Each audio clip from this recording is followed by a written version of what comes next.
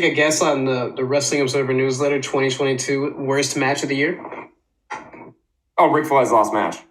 No doubt about it. There shouldn't even be a discussion. He's faking a heart attack in front of loved ones to try and sell NWA pay-per-views. That's clearly the worst match. Yeah, it's second, actually. According to the Wrestling Observer Newsletter readers, pal. Yeah, Ric Flair's last match was second. Ric Flair, someone who's literally been kind of banned from even attending AEW shows. He's literally on the blacklist for AEW. Him having a match where he fakes a heart attack in front of loved ones. It also featured Andrade, Jay Lethal, and Jeff Jarrett in an NWA house show. That wasn't the worst match. Correct. Yeah. You want to hear the worst match? Right. Did Heroes of Wrestling happen last year? What was worse? What was worse than that? Vince McMahon versus Pat McAfee from WrestleMania 38, Night 2. It didn't just win by a slim margin. It actually got triple the votes in comparison to Ric Flair's last match.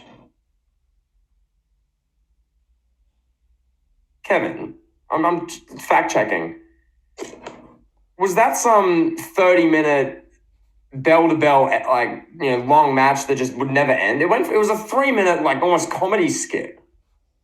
Yeah, it wasn't even really, technically it was a real match, but, it wasn't, a real match. No. Pat McAfee had his match. It was sold. They were trying to sell a pay-per-view with, come watch Ric Flair, a 73-year-old man, have a match in front of loved ones. That was built on. This was just an impromptu little skit that happened that went for 3 minutes. A man that nearly died to 2 years prior in Ric Flair. Ric Flair was literally on his deathbed, kicked out. And then here he is having a match at 73 years old. And the people that booked this match, people that enabled this, are at fault too. They should all win. You should have Ric Flair's last match, the booker, the people that put it on pay-per-view. Oh, everybody bundled in. That's horrendous. Kevin, when I watched WrestleMania 38 Night 2, I didn't watch Mr. McMahon and Pat McAfee because, Kevin, we've got to keep in mind, the whole bit with that was Pat McAfee was Vince McMahon's guy. He was wrestling Theory. They have their legitimate 10-minute match. And then Vince comes down afterwards and Pat McAfee sells a bit and kind of bumps around for a couple of Vince punches. And it's like a 2-3 minute, who really cares, squash kind of skit almost. And Austin just stunned Vince. That's all it was. Apparently that's worse than Ric Flair going down all fours, clutching his heart, screaming in agony in front of loved ones in a match that was built up to try and sell a pay-per-view. What a joke of an award. Are you kidding me? Really, Kevin? Really? And even... okay, we're going to say, all right, a WWE match should have won this award. Just use that logic for a moment. The Men's Royal Rumble match was worse than Vince versus Pat McAfee.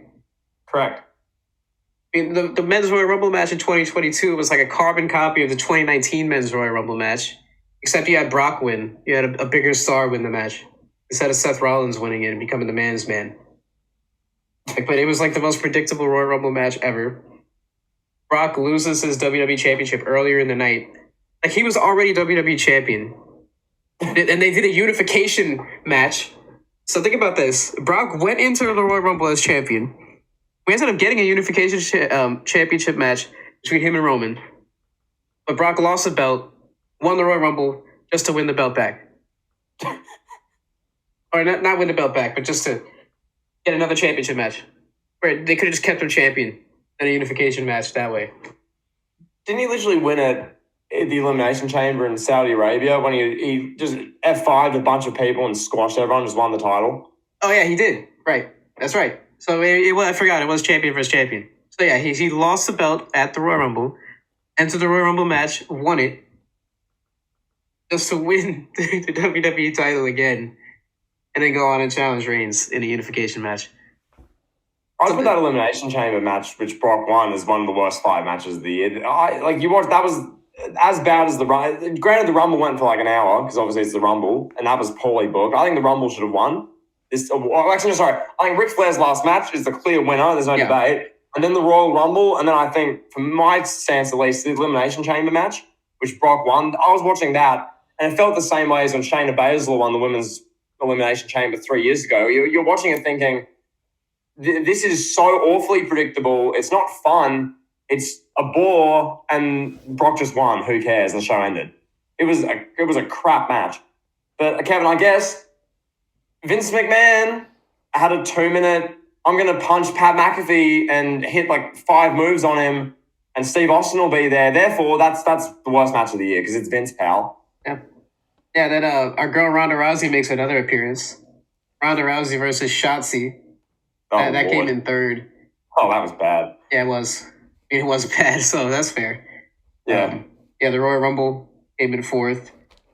And then our guy Tyrus. Matt Cardona versus Trevor Murdoch versus Tyrus. Oh, my God. Was fifth. So just based on just reading that match out loud, I'm not going to argue that it made this list. Not going to argue. So Matt Cardona, Trevor Murdoch, and a 50-year-old Tyrus. Yep. I can't believe. And wait, so can we do worst promotion now? Yes, we can.